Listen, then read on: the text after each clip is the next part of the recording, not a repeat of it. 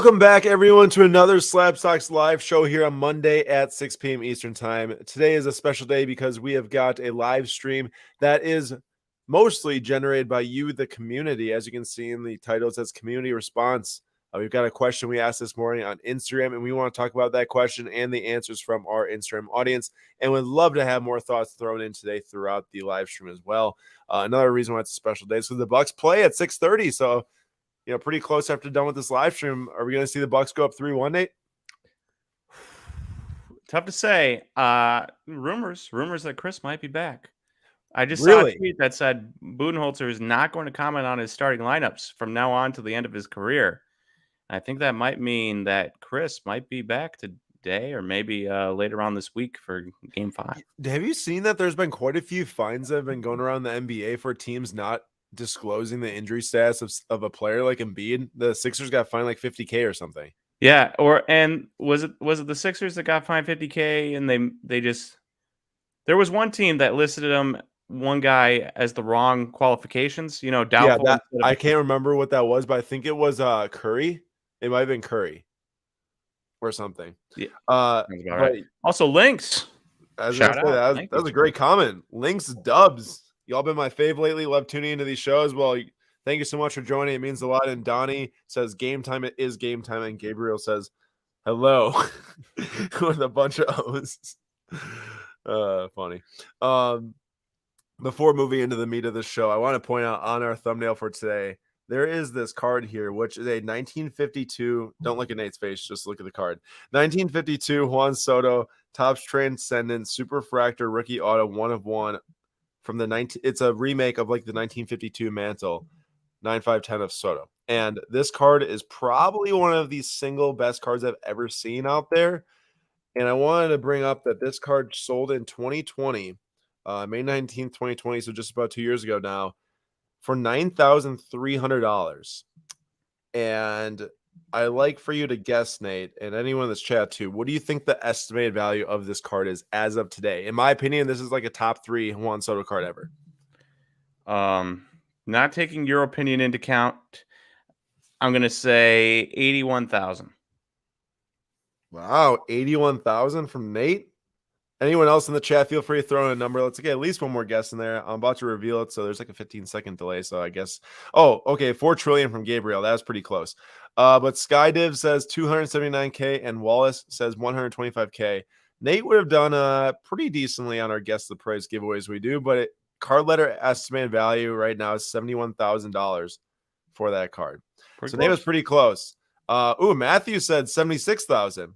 Closer than Nate. Matthew got it in after. No, he did. Sure there's a delay. Convinced. And Baxter says 62. Dan says 220. But card letter estimate says 71K. But remember, this would probably be more than 71K based on the market movements, based on a bunch of, Topps Chrome, Pink Refractor PSA 10s, and Bowman Chrome Baseball PSA 10s. Like, for sure, this card is going to increase faster than that. Just go back to Jason Dominguez Super Refractor Auto.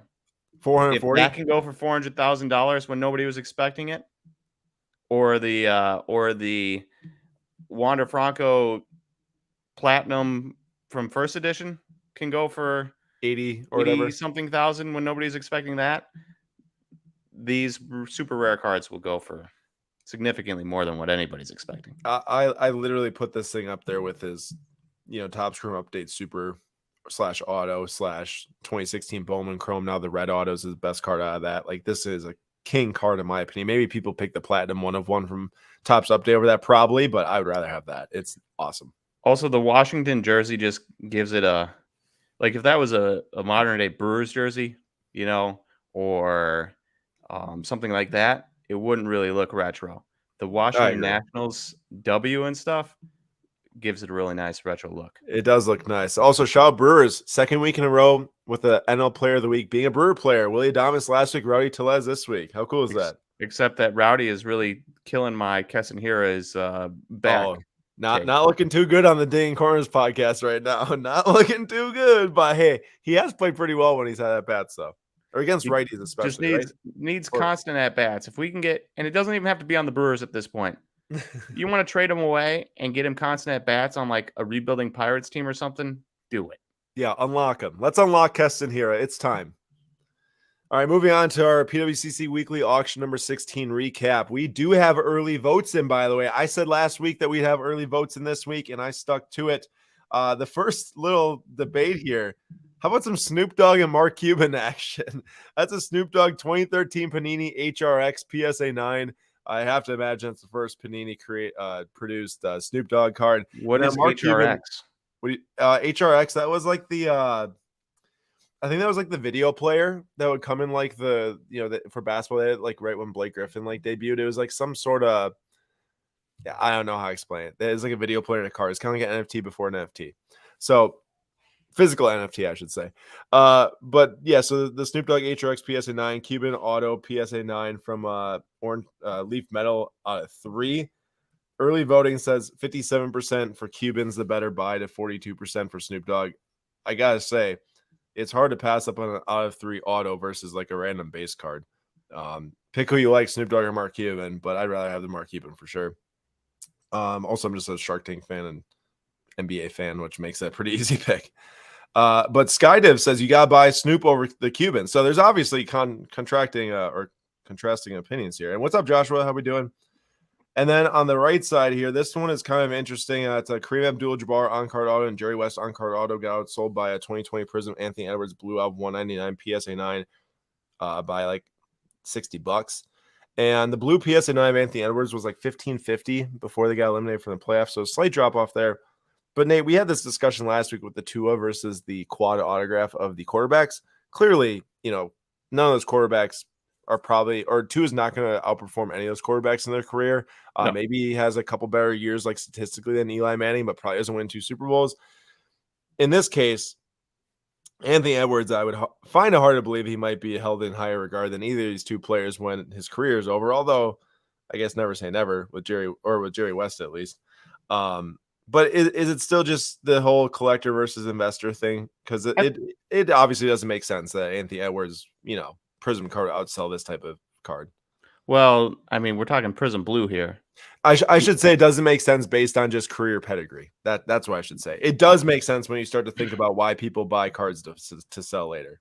I agree with that. I mean, obviously, if you're collecting, there's no chance you buy the Anthony Edwards Prism Blue instead of, especially if you're an NBA collector.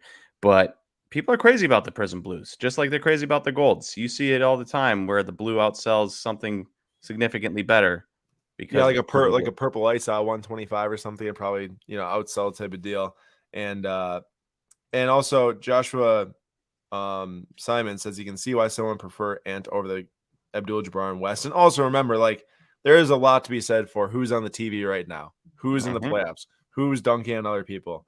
I really do think who's in the playoffs. None of them. Well, okay, eliminated from this year's playoffs. I got you, Nate.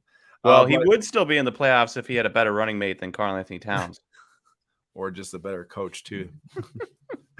I just said that because I know you love Cat. I know. But, yeah, that was not a great series. Early voting's got Kareem and West at 57% for the better buy versus the Anthony Edwards Blue Prism. And speaking of Nate talking about autos, right? What do you say? They Those are both on card? Yeah, both on card.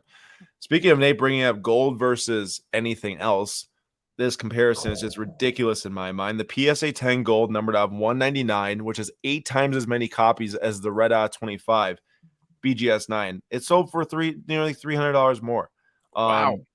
When you put the words gold and PSA in the same sentence, I think that's the undefeated combination here because I cannot literal believe gold.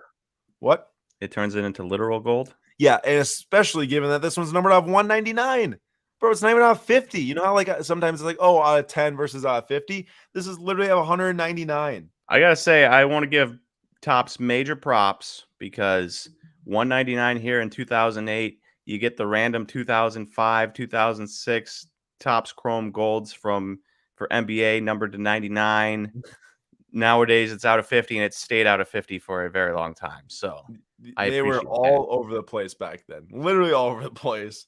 And then we've got the red. I mean, I take the red all day. I understand that PSA 10, better grade, more value than BGS 9.5, but that card is a spectacular 25. And I guess you might say, well, red off 25 isn't really a mainstay. I guess it makes sense. Aaron, you agree with this, right? I do think that 2008 Topps Chrome is one of the best sets ever from the standpoint of just like the set itself. You know, like when you start to debate checklists, like obviously you can go pick like 96 Topps Chrome basketball and stuff like that. But man, 2008 Topps Chrome, at least for myself, that was right when I got really into collecting cards at like 10 years old, and it is fire. I love the colors, the names at the top, everything about it is amazing. Was this the Matt Ryan year? This was the Matt Ryan year, The indeed. when you had the no helmet. Yep. That was my Different? my first big card ever, the no helmet Matt Ryan SP. I think there's like one on eBay for like $200. Someday I gotta buy that card back. But that was out of normal Topps. It wasn't out of Topps Chrome, but still, I know. And then on the right here, we got McDavid and Sidney Crosby, the exact same type of card, Future Watch patch auto, number out of 100, 10 years difference. Sidney Crosby's already at number 21 all time in points scored in the NHL, and McDavid is shockingly already at like 7. Not shockingly, maybe with how good he is, but he's already at like 700, which is a lot. You know, that's approaching 1,000 in the next couple of years. By the time he's 27, and it absolutely dominated the Sidney Crosby. Clearly, people, again, what have you done for me lately? McDavid is the better player right now. Crosby's done it over the span of a career, though. I mean, McDavid looks unbelievable every single time he plays, but that's a large chunk of change to spend, $4,500 more on that McDavid. But early Instagram voting, I guess I should tell you what the people think. 62% or 60% thinks that the Crosby is a better buy. Save the money, get the guy that's done it already. But remember, like, potential plays a huge part in how people spend money in cards. Do you feel like that's just kind of really busy, that Crosby? Like the McDavid just looks really clean. The Crosby Crosby looks definitely very is. busy. It definitely is busy. I mean, with the horizontal lines, the circle around him, they kind of like blur out the background. Or have half of it, the background showing on the ice versus the McDavid's just him. Yeah, I mean, I definitely agree with you. Does it affect the price? I don't know about that. Maybe I'll tell you this much. What if it's in a PSA 8, the Crosby? I don't know the sales history on PSA 8s, but does it go for 10,000 then as a PSA 8 versus BGS 8.5 with a silver label and no subgrades? I'd assume so, actually. Yeah, tough to say. Probably. And lastly here on the recap, we've got, this is super funny, actually. Pedro Martinez, one of the best pitchers of all time. Dynasty patch auto, 3-color of 10, BGS 9.5. He is pictured in a Phillies jersey, which, Nate, correct me if I'm wrong, but that would not be one of his top teams he played for.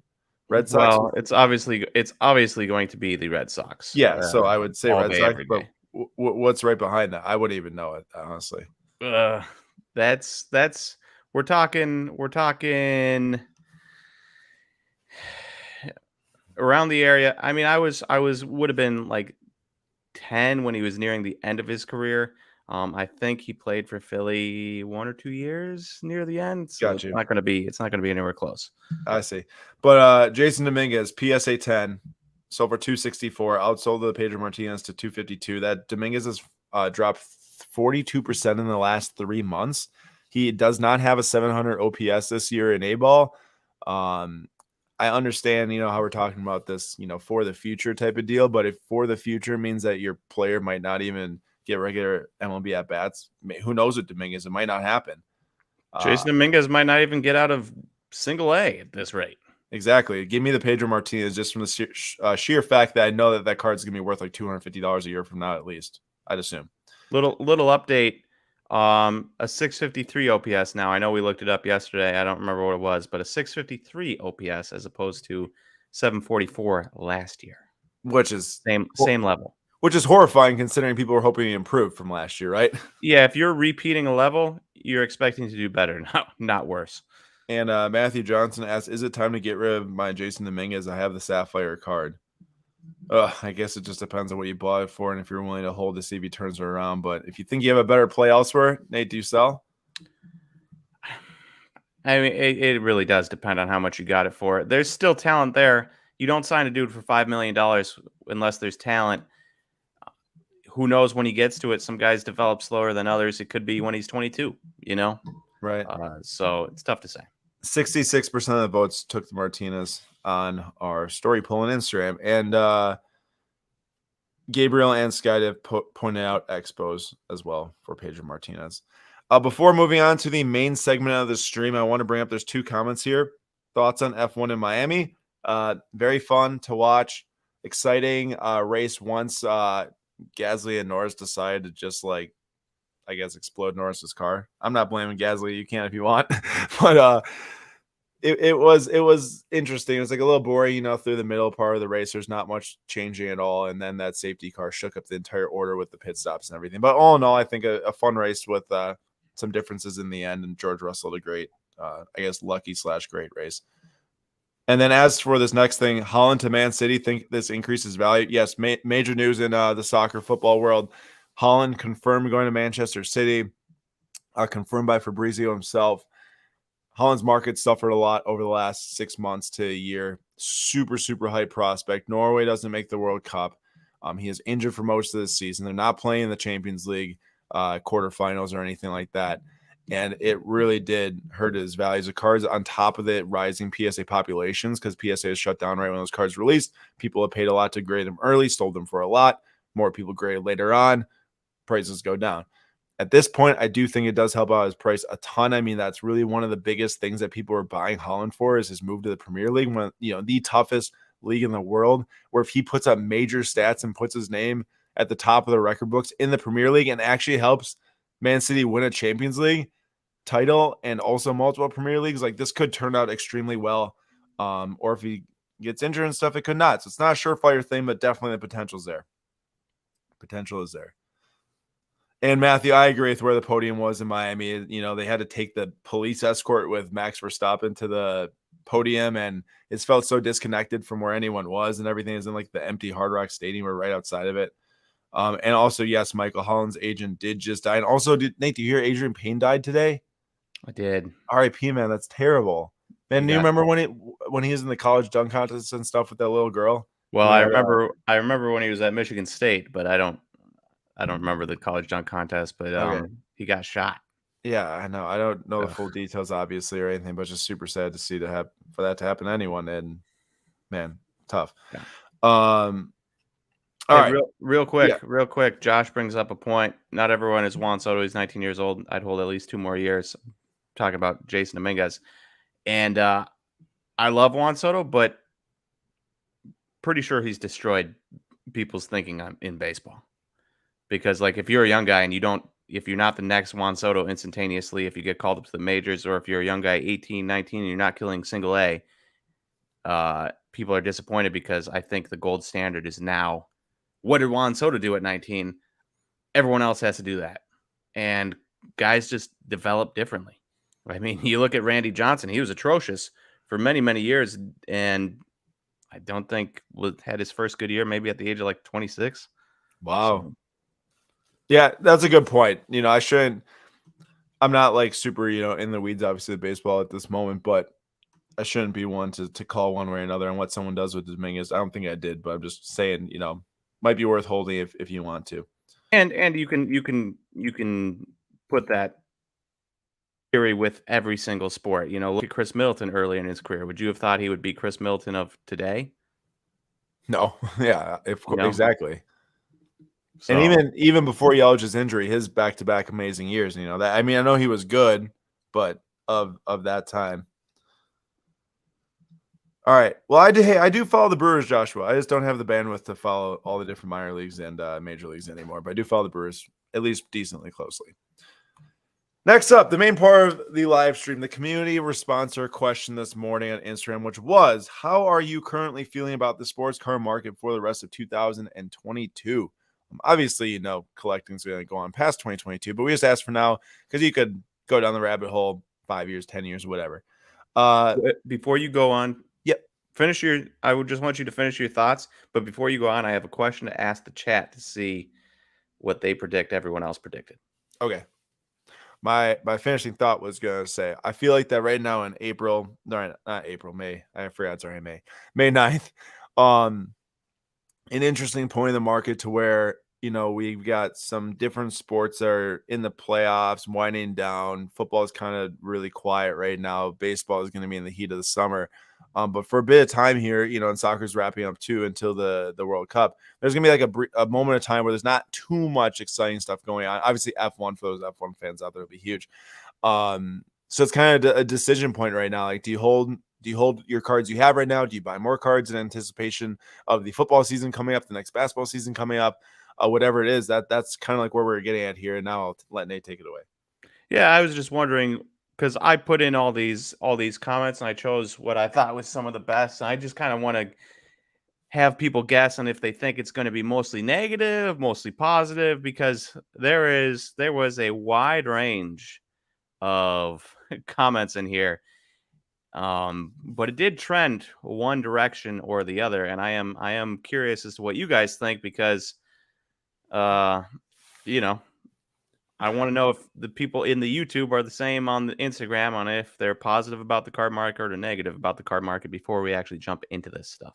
Yeah, definitely leave whatever comments you want in the chat right now. We'll read through them, then we'll jump into the Instagram comments and have an overall discussion about this. But I have to point out, Will Sutton just said, my drinking game is every time y'all touch your facial hair, you're killing me. Love you guys and appreciate your content. Well, Will, thanks for coming. And I've gotten just as bad as it now as Nate. I think I'm always just sitting here like this and like. Will, I think it's just a little nervous energy. I don't know, maybe. But also I was doing all right when it was cold out and I could put my hands in my pockets, in my sweatshirt pocket, and pay attention to keeping my hands in my sweatshirt pocket so it wasn't touching my beard. Now it is warm out. I'm in a t-shirt. Don't have that luxury. Don't know what to do. It's a tough scene out here. No doubt. All right, here we go. Let's get it going with some of these comments. Joshua says, I've seen so many people on Instagram say cards are going back to being collectibles and beware, cards are no longer an investment, and all this negative talk. I disagree with all of them. And we'll read these and give our thoughts as we go throughout the stream. I'm not going to respond to every single comment right now. Flavor Chaser, continue strong for another year or two and then slowly plateau. Joshua Simons, a lot of fear in the hobby right now. I guess I'm a firm believer of only invest what you can afford to lose. I also haven't bought a card for more than $1,500. Joshua with some really good strict guidelines there, which I'm sure helps, your mental I guess, state of mind on the hobby, right? If you're not over leveraged and too fearful, I guess, then maybe that helps a lot, obviously. Matthew Johnson, buy more football this year. Next year's class isn't going to be as good as this year. That is the largest. He just said something that is super true, and yet also the largest understatement he's ever said.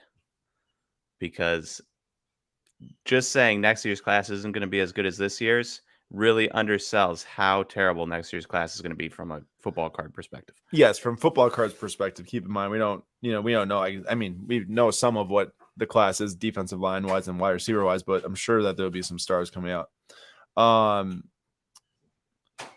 Joshua said you guys probably got a lot of fear-based comments. That's my guess. Negative overall. Damien says hold.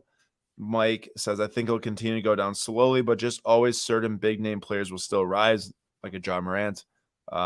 Wallace says, vintage going up, modern going down. Skydiv, I'm liquidating all base rookies I have in my stock. Graded / not graded. If it's not SP, I'm not holding. AJ Rose, with inflation and the drop of sports during the summer, buyer's market for those who have funds. Remember, people will be out and about doing stuff a lot during the summer too. J Bones grow. All the institutionals are down. Stocks, crypto, silver, gold, rough wars with the Sleepy Joe. I mean, if you do look at it, it's just about every market right now is down. Tech still positive about the market, probably buying less wax the next few years until the next transition, but I see Slab still doing well. Will, I'm a little scared with so many rookie cards coming out of any player. Maybe it has been that way in baseball. There's only one first Bowman, so that's where I feel comfortable investing. Will, with a great point there regarding baseball. If you feel comfortable with one thing and it's been proven for the last 20 years, why not stick with it? Yeah. I'm right there with Will. There's a lot of times where I'm like, I could buy other sports, other cards, and I'm like, or, Topps Chrome, which I do dabble in, but for most part, I'm a Bowman Chrome guy through and through. And then Matthew says, everyone should diversify, invest not only in sports cards, but other things. Don't put all your eggs in one basket. I guess that goes for cash too, like really everything, And Joshua says, real estate, stocks, cards, my 3 investments. All right, should we move on to the comments now, Nate? Do you want to start talking through those? We should. So let's go with the first slide here. And I tried to lump people's thoughts together. So Plaza Collectibles said prices are too high. And with inflation at its highest in decades, I expect a dip. Too much dollars circulating and many people probably over leveraged. Pole Monster says everything is down right now, not just sports cards, every market, which is very true. If you have any any 401k of any sort, don't look at it. Don't look at it at all. If you have the extra cash, great time to buy into most markets. Buy the dips, not the peaks. Aaron, I don't know if you saw this, but the whole Netflix thing. Netflix has been crashing Oh because they yeah. lost a huge subscriber base and stuff, and that's not due to. I mean, that might be due a little bit to inflation because people have less money to spend on other things like Netflix. Things they don't need. So I guess it could be, but I don't consider that. But then you see other stocks, and every single stock I follow on my Robinhood account has been down every day for the last week. It's been brutal, and so I don't even check. I don't even check my my 401k. Just let it be. And then MPT cards looking for less liquidity overall as inflation and equity markets start to spill over into alternative asset market.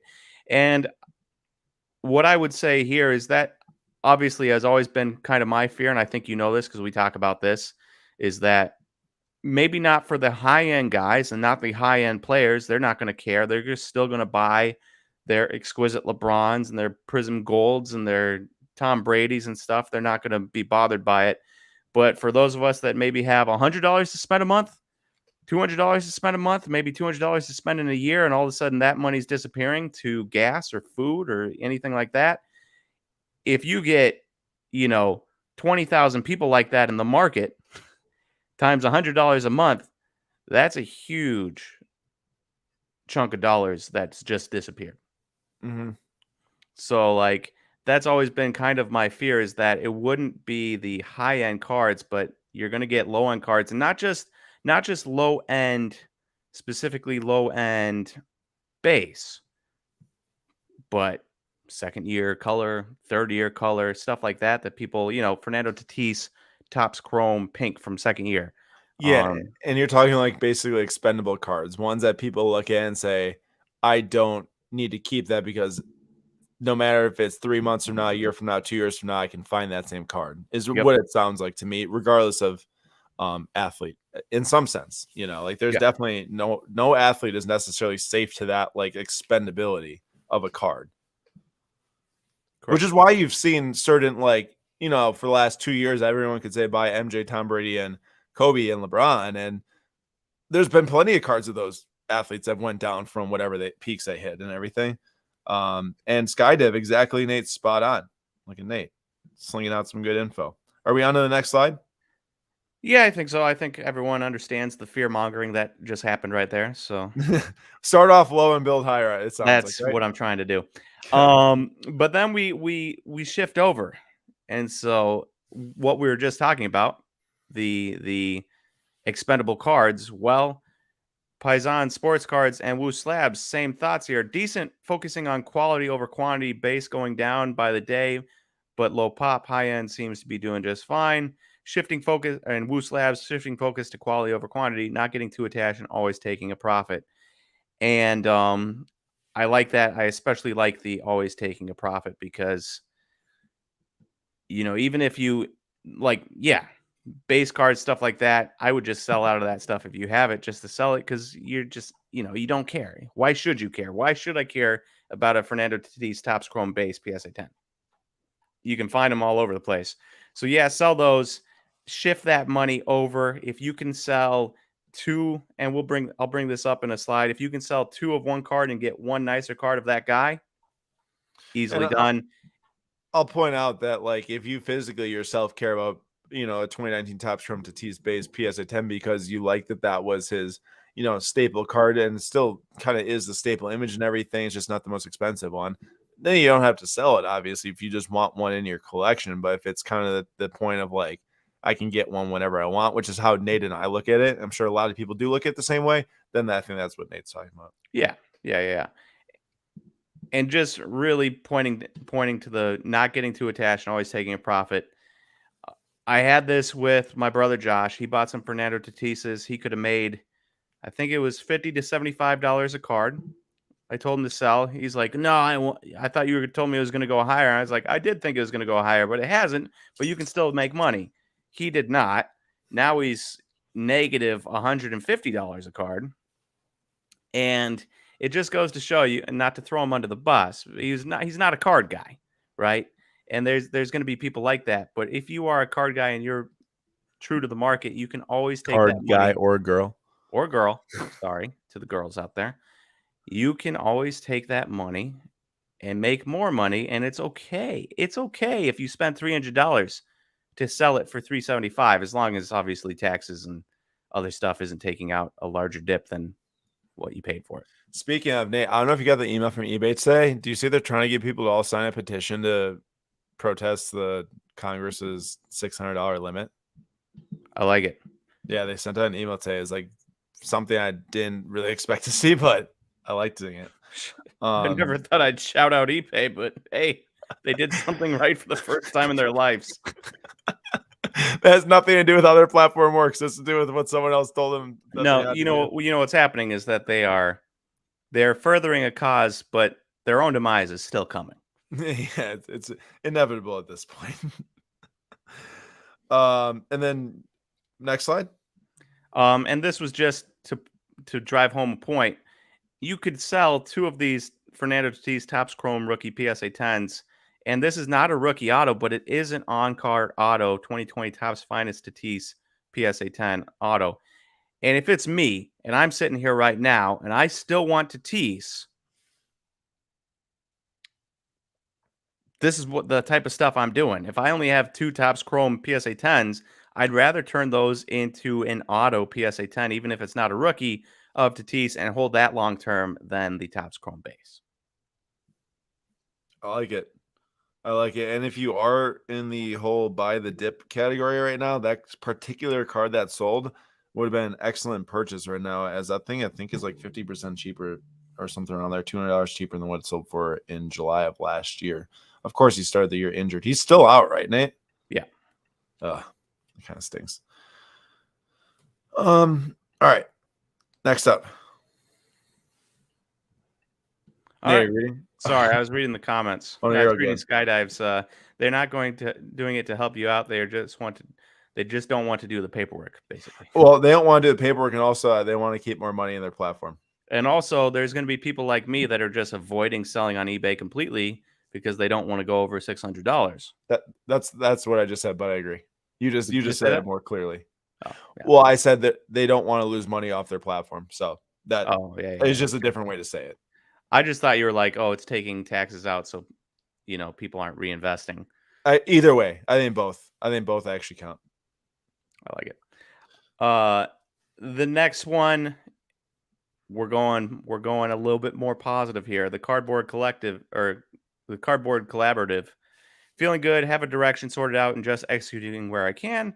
Jersey Shore cards seems to be doing just fine. Just picking my spots where I spend money a lot wiser. Ichiro cards, more picky, monsters or nothing at all. And you've got 3 people who are all doing the same thing. They're not stopping on spending money. They're just making sure that they're a lot wiser with their investments. Whereas before they might have just bought cards and risked it. No more risk. They're buying cards that they're sure about. And I like the middle comment a lot. I mean, the other 2, like Nate said, are very close, but like the whole where I spend money, just picking my spots where I spend money a lot wiser. I do think, I mean, I'm still buying cards and everything. Like, it just depends on what are you buying? What are you confident in? It might not be worth throwing, $500 at every single thing that looks like it might be good. But if you can just like find those things that you're really confident in, even through like a dip like this, and let's say, you hold for X amount of time, if you're confident, it should play out, and buy what you believe in too is a really important thing. And I think that we've already gotten to that point. I think we're way past the random buy this, buy that thing. Or at least I thought. Well, I mean, sometimes you'd think that, and then I've just been putting up $1, $2, $3, $4, $5 cards on eBay. Cards that would come past you and you'd never buy, even if it was a Brewer or a Chelsea football club player. Cards that you'd be like a 6th year mojo of some dude. No. And yet people are still buying them. So I still think that people somewhat are in the, I'm just going to buy and buy and buy and buy. I was more saying the, WWE Prism looks good, everyone should buy it. Like that type of thing. Oh yeah, That's what I was talking about. Although I don't know if you've seen, Nate. Remember those boxes were like $1,000 some, and then people were trying to get them to go up to like $1,500. I think the last couple that sold were like 675. Well, they started out the. Oh wait, no, I'm thinking Donruss WNBA. Never mind. Wait, I meant WWE. Did I say WNBA? Wait, were you talking to? You might have said WWE, and I may have just heard WNBA. All right, someone in the chat clarified, but I meant to say WWE. WNBA is not what I meant to say, if that was it. Either way, all I'm talking about is 2022 Prism WWE. The boxes people were like talking about 1,000, 1,500. The last one sold for 675. So that was the most ridiculous thing I think I've ever seen. Like the amount of people that I've never heard talk about WWE just is like this, and the amount of people I've seen talk about WWE is like this. So how those prices went astronomical makes no sense. And remember, I think it was a large thing that people were trying to reason it, because there are a ton of WWE fans, but the people who were like talking about that Prism release were not, or at least I didn't see WWE cards before that. Victor, yes, thank you, Victor. I choose you every week, and you throw me under the bus like that. Well, he's throwing you under the bus because he never wins because of you. No, I didn't pick him. I didn't pick him yesterday, and he had his worst ending yet, 41st place, not even top 40. Nate, how's it feel to have disrespected Victor for coming every single week to our lives? Dude shows up twice a week, every week, and here's Nate. No, he did worse this time. See, he did. It's a fact. It's a fact. We were in the solid mid-20s every week when I picked him. 41 this week. Funny. We got one here from F Sunsedek 81. Yeah, something like that. Going on a basketball hiatus, not wasting my money on this delayed release with a lame rookie class. I have a little bit of a problem with that. I would say that I don't think it's a lame rookie class. I think Cade Cunningham and Scotty Barnes and Mobley were all very good. Josh Giddey, very good. You have guys like Jalen Green that is going to be. Did you mention Evan Mobley? Did I mishear you, or did you not mention Evan Mobley? I said Mobley. Okay, I didn't hear you. So, like, there is legit talent. There's at least 5 guys that are super, super interesting. I'll point to this comment and I'll say the bigger problem is the delayed release schedule. I mean, how much is the manufacturer? If you want. Okay, how much is what Panini's doing here with, or not doing really, with their releases hurting the market from people's losing interest? You know? Yeah, because they have NBA hoops out, right? They've got other Donruss out and stuff like that. But those are products that people, they buy begrudgingly when they're out at the store because they can buy a $10 pack or something and rip something begrudgingly of NBA, but they don't want it for the most part, which is actually kind of nice because it has finally gotten back to the point where a couple of years ago I was working at Brewtown and people would come in and be like, hey, you know, I want some NBA cards. And then they'd see the price of Prism. I'm like, look, if you want cheap NBA cards for your grandson, I would go over to Meijer. I'd go over to Target or something like that and just buy him a blaster box or two, $20-$40. And we are finally back at that point, which is really good. And the problem is back then they probably couldn't even find it. Well, they could when I was telling people. Well, I didn't know if you after it. You couldn't after that. Yeah, after that. I see what you're saying. Matthew says maybe it's a business strategy since Fanatics is getting all the licenses. I mean, I'm not super sure on what the business strategy might be, other than like I literally don't see any advantage to it aside from like potentially getting more NFL sales because people don't want to buy the new 2022 cards, but they're just gonna get wrecked on that in the future anyway. So I'm not really sure at all. But Nate's got a picture here of the Prism card that is not going to be the picture of Cade. If it is, then I think that there'll be hundreds of comments and Instagram posts we make because that's a TCU Big 12 shot behind it with the Photoshop Pistons jersey. If that's that actually so funny. That is not. It won't be. I would like bet a lot of money it's not the card that's releasing. But if it is, man, that'd be a fun time in the comments on Instagram. I will say, Elite Basketball. I actually have a sealed box sitting next to me. I never have basketball boxes in stock, but we got Elite basketball box here. That is a fun product. I opened the first box I've ever opened the other day, and it had some awesome looking cards in it. I can't remember who the rookie. Oh, the autos were terrible in the box, but we did hit a That's Kuminga. the Panini way. Did you get a vet auto? Oh, we got a vet auto of like Alvin Thomas or Thompson, or I don't even know who it is from the Spurs. And then we got a rookie auto of some dude I've never heard of on the Pistons, but we did get a Kuminga orange, the really, really good looking color rookies that are pretty hard to hit. But so that was nice. Next up. The F from Mark Ham Collector. I wonder who Mark Ham is. Unless that's his name. Either he's a collector of Mark Ham or he is Mark Ham. I was thinking he is Mark Ham. The F1 train continues to take over. It's not a pump and dump, but here to stay. Popularity gaining in the north of America. Don't tell that to old Geoff.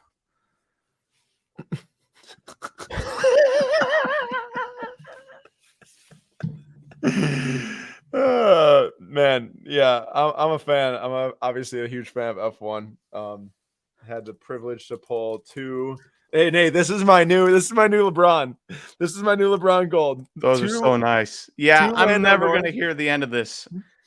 I can't believe it's one card per box. I didn't realize that. I thought You it was didn't know kind of like Dynasty a, was one card per box? No, I always thought it was a like a National Treasures type setup or a Flawless type setup. Oh, I see. Flawless, where it had like the sealed card. Yeah. But yeah, no, it is one card per box. Open 2 boxes yesterday and whatnot. Get 2 Lando Norris patch autos out of 5 rookie patch autos. And That's like so much more insane to me after I found that out.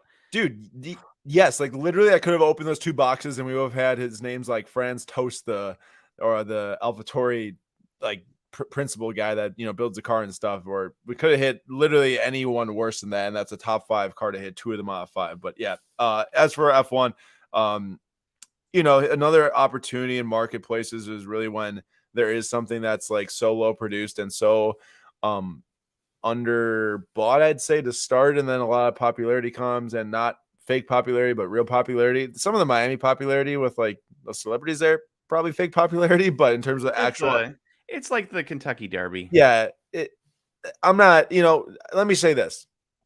If Miami Grand Prix was the first one you ever watched, don't expect it to happen at every single time you turn on the TV every other week or every week when it's back-to-back races. That doesn't happen. I mean, yes, there are people that go and watch the races that are, I guess, celebrities, but not like that. Either way, I'm a fan. You don't have to be a fan if you don't want to, but I am. And then if you want to watch it, watch it. And we're looking at like a $45,000 Hamilton right there, 70th red. That's not even numbered. PSA 9, rumored like 4 of those were printed per driver. And then a nice George Russell PSA 10 out of 10, which is the out of 10 version of the red out of 5 we just got. The 2 Mercedes drivers. So I guess, Nate, you're just trying to show off some cool cards here? Just showing off some cool. Yeah, why not? Some eye candy? I like it. All right, here we go. So back to the cards, getting a little bit back into the negative light, but people might want to start collecting versus playing the market. And to that end, I do agree. Before it was like, all right, what's the next sport to pop off? Oh, tennis. Let's buy tennis. Nobody's gotten into it. Oh, let's play golf. Let's buy this. Let's buy that. I don't think you can do that anymore. So now it's just like, hey, I really like Bowman Chrome, so I'm going to buy Bowman Chrome. I really like NFL, so I'm going to buy, this or that, Kyler Murray, whoever. And I think that will actually, in the long run, be very healthy for the market as opposed to what we went through in the last year and a half. Oh, I would have to 100% agree with you. With the fact that like it's going to be healthy long term for the cards. I really do think the more that there's like communities built around each segment, which kind of before it seemed like, I don't know how you would relate this, Nate, or think about this, but like a year and a half ago, it almost felt like that there was just this mass of people just buying to sell. Like, and obviously people were kind of collecting at that same time. Like I was collecting at the same time, you were, other people were too, but it just felt like there's just like this huge, like, I guess you'd say gold rush, literally. And now it feels like that the people who are here are here. Like if you're still here today, May 9th, 2022, you're probably going to be here for quite some time. I feel like at this point, a lot of the maybe hype flippers are gone, I'd say. And now it's all about community building and being part of communities that you enjoy. Like, I can't tell you about people I've talked to in F1, like on meetings recently or through messages, that all know each other and all can help me find different cards I was looking for, and just insane stuff like I've never experienced actually before. And that, I think that's for any category too, if you just like take the time to get involved in it too. So talk to people, it helps a lot. And global sports car investors, right? Monaco will always be the most flashy race in F1. Yeah, I'll agree with that. But at least for like American viewership, what they've seen, Miami Grand Prix has definitely been there. And there was a little bit too many cringy moments, as Harry pointed out there. Nate, they wore football helmets instead of hats on the podium. They gave them black football helmets with the sponsorship for the podium.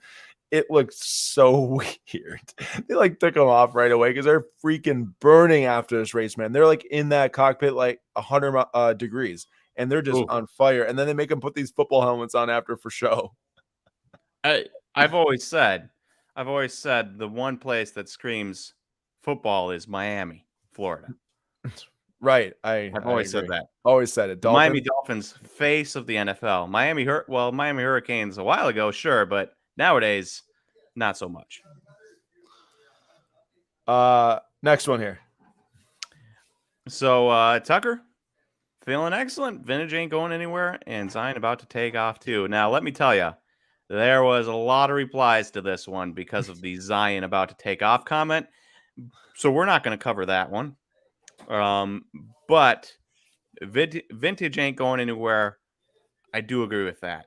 You think Hank Aaron prices are going to go down anytime soon? Mickey Mantle, guys like that, like those are true iconic pieces of artwork at this point. I don't remember if I have a Jackie Robinson PSA 6 or PSA 5. I guess I have to go look. I'm leaning towards it, the PSA 5. But those are selling around like $950 or so as center copies, upwards of 1,000. I bought that thing in 2019 for like $250. Obviously, you could have spent $250 on some serial number Luca and probably be way ahead. But I know I never looked at that card and said, wow, I feel like it's going to collapse in price. So yeah, there's something to be said for that. Here we go. This is from Mike Pac-Man 1 of 1. Until Fanatics starts marketing sports cards every single commercial break, I think the flippers are out of sports cards now, and it's only the people who truly love cards and will always love cards. And yeah, I think that when we talk about cycles in sports cards, like right now, I think we're in the down cycle in terms of like hype, people trying to sell, buy, all that stuff. We were in that cycle about it maybe a year ago, a year and a half ago, 2 years ago starting, obviously. And I think when Fanatics comes in, we might be back in that cycle when Mike is right, man. They don't spend that much money to just not do anything with it. There's going to be so much advertising, so much activation, commercials, anything you can imagine to try to get people involved buying and selling. Every football commercial break, you already see the people standing in the tunnel showing off their football jerseys. You know that one where it's like, yeah, Fanatics this, Fanatics that. Yep. Now it's just going to be people standing in a tunnel showing off their Tom Brady in their Tom Brady jersey, holding their Tom Brady card, and call it a day. Pretty much. You got Zion here, though. I thought you said we're not talking about Zion. Oh, I forgot I did that. I guess we're talking about Zion. Wow, wait. 2020 Prism Gold Shimmer PSN sold for 1,525. Yeah. And I kind of grabbed these two because these are two kind of cards that, like, a silver mosaic PSA 10, kind of a meh card to me, right? $300. And a second year gold, sweet gold PSA 9, but still second year 1525. So you might have a point. There might be a little bit of a takeoff to Zion as the next season wraps around and he's healthy. But there's also going to be a lot of people that won't touch him with a 10-foot pole because of injury concerns. Global sports card investor said, so many opportunities are an amazing hobby. I really want to highlight this comment because it's literally 7 words, but there might not be a better comment in this entire stream tonight. And it's not from the standpoint of opportunities, at least in my eyes, when I read this comment, meaning like buy something for $10, sell it for $100. Those times are much more difficult to do that now. But there really is so many opportunities in the hobby to find enjoyment in, to talk to others, to network with like I said, people collect the same thing with you, or just whatever it is, share your favorite thing with someone else during that day. And like for me, obviously it's my role in the hobbies might be different from someone who's watching this, where like they're spending, a couple hours after work at night, and which is amazing. And, I'm sure you have a great time doing it. And that's what I'd be doing if I was in that position. But for me, it's like, this is my life. And I find unbelievable amounts of enjoyment doing it with people I love, and talking to people online who are, huge supporters of ours. It's a big deal to me. But I like what he said, because I think regardless of if said box goes down $50, I'm not missing the $50 like I would miss not being able to interact with the people like that. That's how I look at it. What's up, Corey? And here we go. I think our last comment, right, Nate? This is the last one, and I thought this was the most positive comment I saw. 1914 sports cards. Happy to see cards on Walmart shelves again. So while prices might be tanking a little bit, there is tanking. What? There's definitely cards on the decline. I mean, tanking would not make this box be $380. I'll tell you that much. Fair.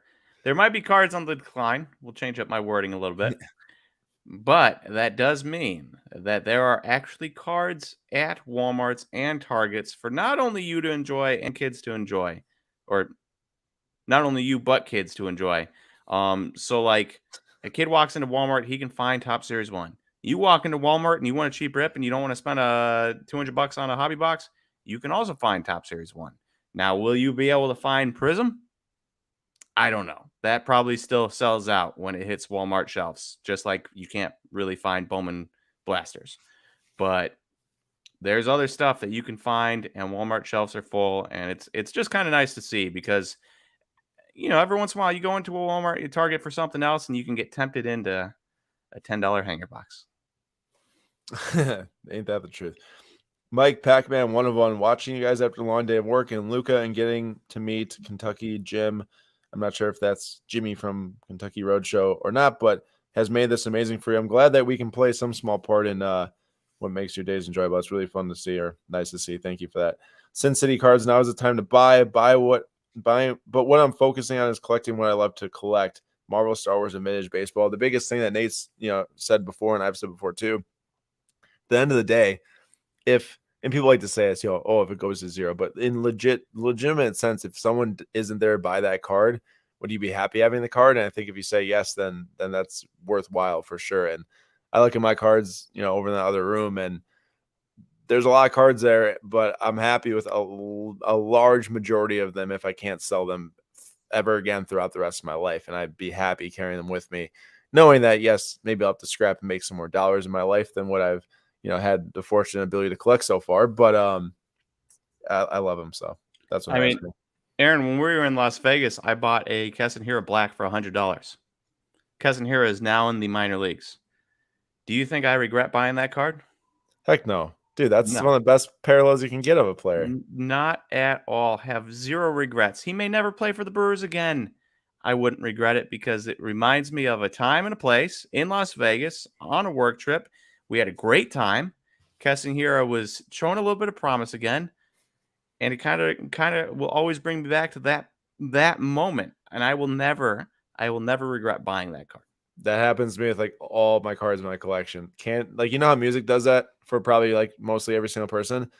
Cards do that for me too. So it's super enjoyable. And then that is what a full shelf looks like. It looks like we're looking at 2016. I'm gonna say 2016. Wait, are you sure? Is that not a gold Topps update box? Definitely not 2016, because there's a Stranger Things season 1 there. Is that 2018? Go up to the next level. Yes, it is. That's 2018 Topps update. Oh.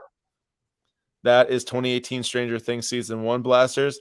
But the reason why I said 2016 is I saw this Panini box, and I thought that was Carson Wentz for his rookie season, which is why I said that. That's the only thing I saw right away. But you're right, Nate. This is what else we got optic packs. Imagine walking in and finding optic packs hanging on the shelf. How about hangers and hangers of 2018 Topps update? Dude, if you could just go back in time, walk into every Walmart and Target, buy every 2018 Topps update pack you could possibly get your hands on, and then keep doing that every week, you'd be rich. See, this optic box here, is it actually 2018 optic with Jared Goff on it? I I guess mean, it so. could be they could have like not sold out of stuff and had extra years of stuff. For some reason, I feel like that. I don't know. I guess who was on the cover of 2016 Optic Football, the first release, but I feel like it could have been Jared Goff more than 2018. I don't know. Either way, definitely 2018, but those are some full shelves.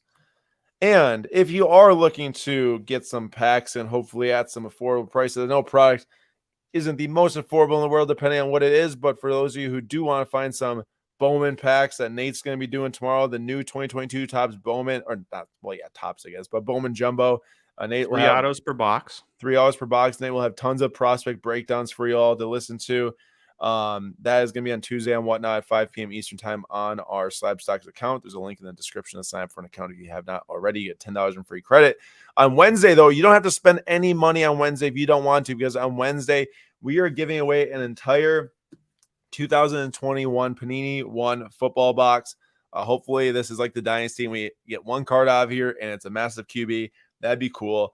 And then we're also giving away some Revolution basketball packs and talking about the two different products, the prices that or the cards you could get out of there, the different sales values and everything. It is going to be our first introduction of a show that we'll be doing bi-weekly on Whatnot. It'll be an original content show on there. It won't go to podcasts. It won't go to YouTube. So you will have to tune in on Whatnot if you want to hear us talk more on live about different card values and products. Always more education, room for education. I say even for ourselves too. Everyone in the hobby. And then Thursday, Nate is going to take over for me and come back and do a one stream tap in for soccer.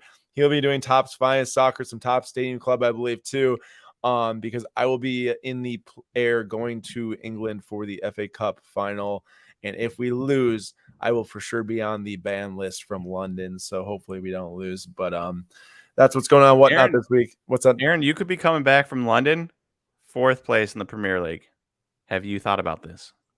Well, when does Arsenal play next? I think it's Thursday.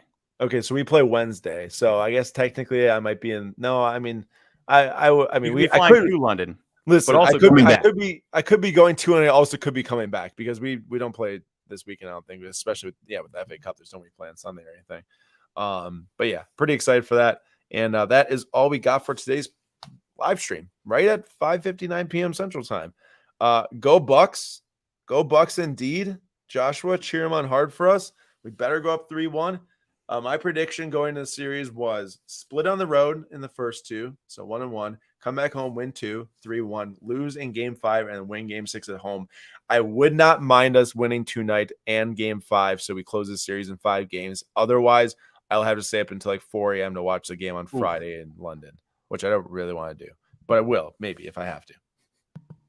Nate, prediction for tonight's score? Oh, it's gonna be a close one again. I'll go 103-99 Bucks over Celtics. I'll go 112-105 Bucks over Celtics. That's all we got for tonight, everyone. Enjoy the rest of your night. Happy collecting, happy buying and selling if you're an investor / collector. I'm sure a lot of us are both. And it's a fun time to be here, even if there is, like Nate said, some cards going downhill a little bit. It's still a great place to be, still fun engaging with everyone. And there's a lot of people still coming out to every single live show on Instagram. There's plenty of engagement still happening, so interest is still there. We appreciate you all, and we will see you all in the next live stream, which will be Sunday's PWCC Flip Quest episode number 17 here on YouTube at 9:45 p.m. Eastern time, or tune in on Whatnot if you want to check out all of our new shows this week. Other than that, go Bucks, and hope you all have a great rest of your week.